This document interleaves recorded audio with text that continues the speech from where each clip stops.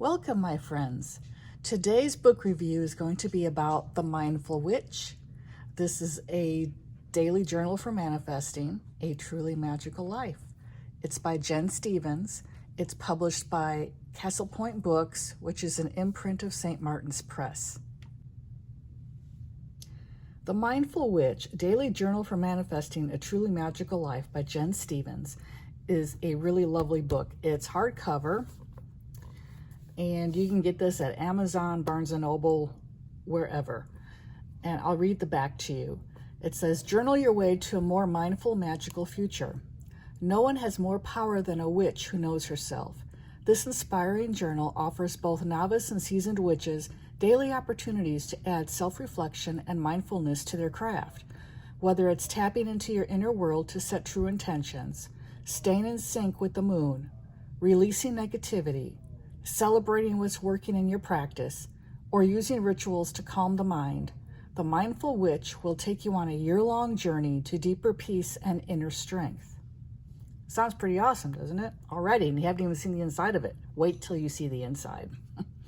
Inside, you'll find a year of magical self-reflection with prompts for every month of the witch's calendar. Spells, incantations, and magical correspondences to inspire your daily practice. Personal prompts to help you use mindfulness techniques to find your way as a witch and chart the course ahead. A little blurb about the author, Jen Stevens. She is a life coach who inspires women to pursue their big dreams and create a life they love. Her site, www.thealignedlife.co, has helped thousands of readers learn to deeply love themselves, dream bigger, gain the confidence to manifest a better tomorrow. She believes equally in the healing powers of crystals and the dance floor, and thinks magic and beauty can be found absolutely everywhere. Jen lives in Berlin, Germany. Right, this book retails in the US for $17.99. Of course, on Amazon, you can find it for a little bit less than that. I don't remember exactly what I paid for this. I think it was $14. And I figured for a hardcover, that alone was a good deal. Speaking of the hardcover, I will say it picks up everything. So I've just put lotion on, and so already it's picking up on that. But you can get this off with a slightly damp cloth. It'll clean right off. So it's really gorgeous cover. There's a gold foil here, and the butterfly and the crystals and the leaves over here are all of a glossy imprint, so they stand out, and the mushrooms as well, if you can see how the light is catching.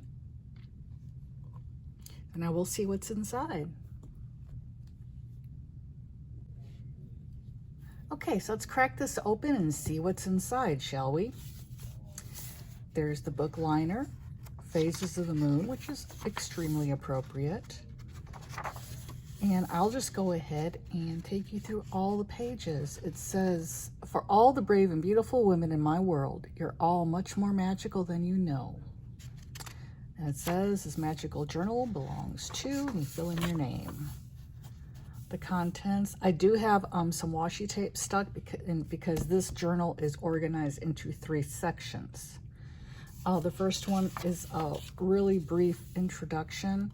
What I really like is the artwork in it. The artwork is absolutely gorgeous. A witch is just a girl who knows her mind. How true. And the first section that you would fill in is called My Journey So Far. This is how you came to know that you were a witch, or how you came to be interested in it. Maybe you read a book or had a friend who was a witch, or perhaps even a relative. So this is where you would fill that in.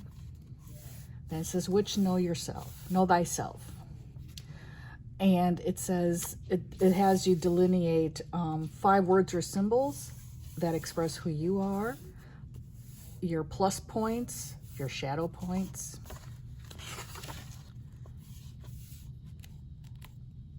And it just has a little section about mindfulness and how you think you could benefit from it. And look at this. Isn't that gorgeous watercolor? And then it talks about mindfulness and the importance of it. and how you awaken your senses. This is basically how to train you how to tune into the energies around you. And this is actually a really good little exercise you can do on a daily basis. And what'll happen is it'll help you to discover what your clairs are. If you want more information about your clairs, drop me an email. My email link is below the video, because I have a course called Opening to Channel, and that's where you learn what the clairs are and which ones are your primary clairs and how to tune into them. And that course again is called Opening to Channel. I will be offering it probably in October, and it's a self-paced course. Here's a section here on creating your altar and where you place your items, what type of items do you place on it. There's a little section about spell casting, the importance of gratitude. Write down 3 things for which you feel grateful today. This is a practice I do every day, and in my Facebook groups, I have encouraged group members to do the same. And all you have to do is write down 3 things you're grateful for. They can be huge, they can be teeny tiny. It can be, you know, I'm grateful I survived that car wreck, all the way down to I'm grateful for peanut M&Ms, which I am. That's my favorite candy. Now, here's a section on rituals. And again, it's really you filling in what you think about it, what your practices are, and this helps you to define yourself as a witch. I find it very interesting. I can't wait to go through and fill it all in. Here's the section on the elements. I love this here. I think that's just absolutely beautiful. And it has a section on planning your ritual and the things that you have to look into when you're planning a ritual and casting a circle.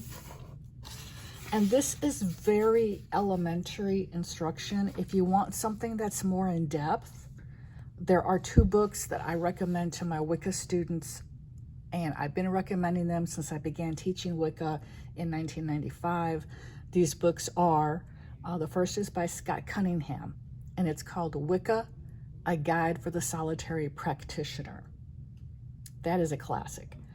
The other book is by Silver Ravenwolf, and it reads more like a Wicca 101, and that one's called To Ride a Silver Broomstick. Both of these books are published by Llewellyn, and they've been around since like 1980, 1981, and so you can find them used online for real cheap. You don't have to buy them brand new if you can't afford them. So those are the 2 books I always recommend, and they go much more in depth in terms of how to organize your altar. What do you do? How do you prepare for a ritual? First of all, organizing the altar, the various ways that you can cast a circle. And they go over the Sabbats in detail. So I really recommend those 2 books. They are both excellent. And here it comes to magical correspondences, and it goes over the seasons and the lunar phases, and then the days of the week. Each day is good for various types of magic. And what I think is a good practice for this, you know, there's the time-honored traditional meanings behind the days of the week and the gods associated with them. And the days of the week, they get their magical meanings based upon the god that's associated with that particular day and that god's mythology. But personally, you might not resonate with that. You know, you may have different associations. So what I would recommend you do is, like, maybe along the top, put down your associations for that day, and then on the bottom half, put down what the traditional is. And that way you have reference to both. But it goes over all the days of the week and allows you to fill in your associations for each one. Then it has what to do in order to perform a ritual and all the steps to take. And again, like I said, this is very cursory. And if you want more details, again, it's Scott Cunningham's Wicca, A Guide for the Solitary Practitioner, and Silver Ravenwolf's To Ride a Silver Broomstick. And here's the Witch's Calendar with the Sabbats, the Wheel of the Year as it's known. And then it has you, it gives you some guidelines for meditation. A little magic can take you a long way. Very true. Now, the next section of the book is called My Mindful Magical Year Ahead. This is where it goes into the year month by month based upon the lunar cycle. So it begins in January with the wolf moon. That's the name of the full moon for January. And it has you write down what are your associations for January, what are you most grateful for at this time. It gives you traditional magical correspondences of that time of year. And then it goes into the new moon, which in January is in Capricorn. And it talks about you listing your personal goals and dreams for the month, your intentions. I do something in my group on Facebook. My group's name is Card Readings and Magic Spells with Dr. Nefra Kefri.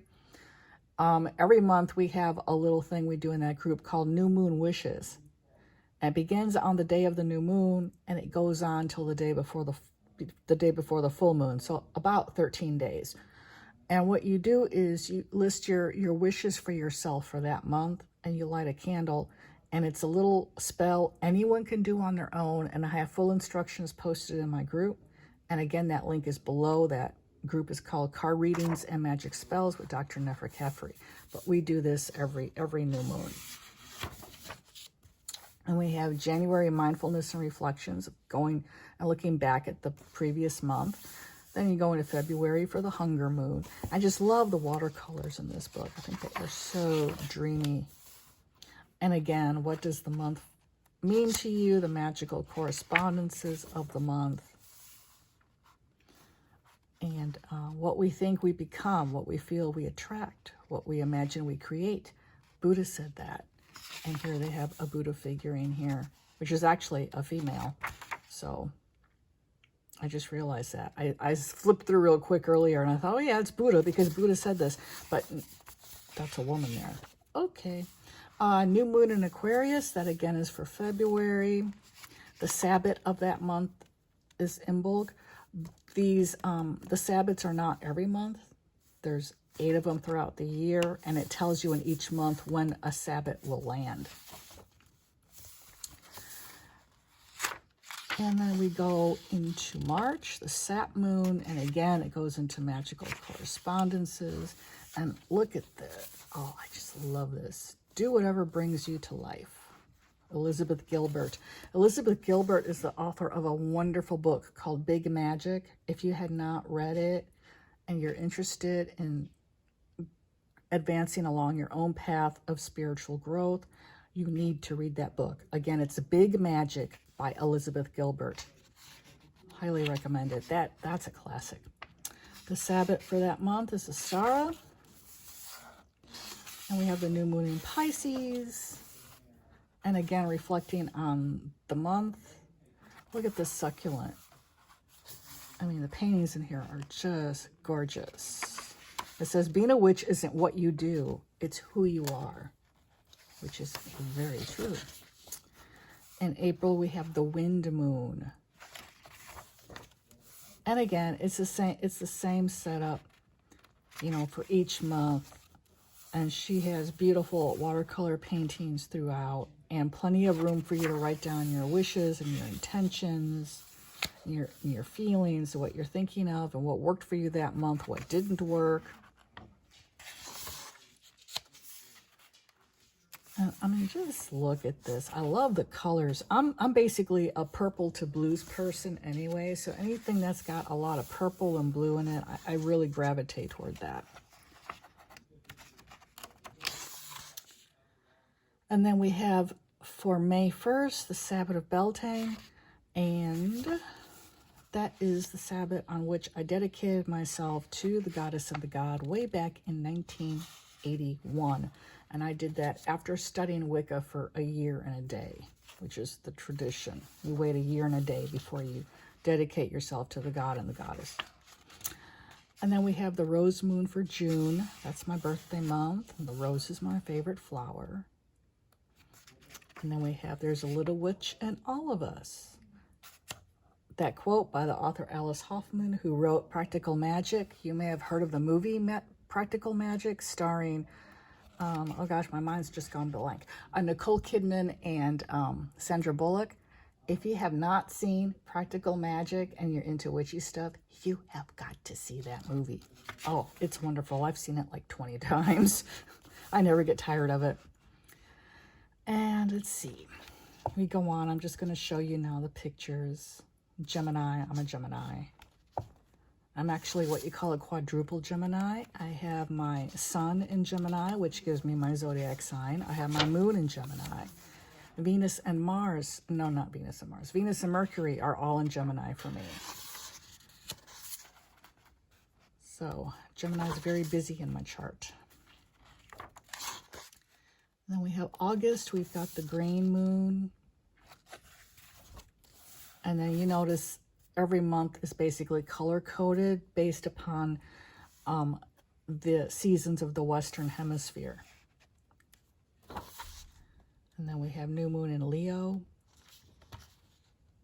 Your intentions again, your reflections and mindfulness. And in September, the full moon is called the harvest moon. And I mean, just look at this. That would make a great sticker. I think along those lines all the time. Oh, so with that, you know, and the cornucopia. New moon in Virgo. I am married to a Virgo. My daughter is a Virgo. Send help. Thank you. That's all I'll say about that. October is the Hunter's moon. And we go on. The Sabbath. People pronounce this as Samhain, which drives me bonkers. It's an ancient Celtic word. It's not pronounced Samhain, and I don't know how it ever even began to be spelled like that. It's pronounced Samhain. So, just so you know, Samhain. I'll never forget, there's an episode of The X-Files, and which is like one of my all-time favorite TV shows. And again, if you've never seen it, you need to watch it. It's on like, I think it's on Hulu, and I think it might be on Netflix. I don't know, but I'm pretty sure it's on Hulu. And anyway, in one of the earlier seasons, I think it ran for like 8-9 years, the FBI agents are investigating a series of murders in a high school. And there's a substitute teacher. The substitute, well, I won't give it away, but at one point, David Duchovny, as Agent Fox Mulder, mentions the Sabbath of Samhain, and he definitely pronounces it as Samhain. And I'm just like, oh, no. Yeah. It's like, no. Your research for that show sucks. But anyway, it is a great show regardless. November is the Beaver moon. And then we have the new moon in Scorpio for November. And look at this. Your visions will become clear only when you can look into your own heart. Who looks outside dreams. Who looks inside awakes. Carl Jung. Yes.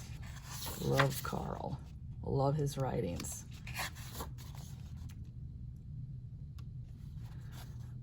And then we have December, the long night moon. Magic lies in challenging what seems impossible. Yes. The Sabbath is Yule, which is Christmas time. And the new moon in Sagittarius. And again, your reflections, your intentions.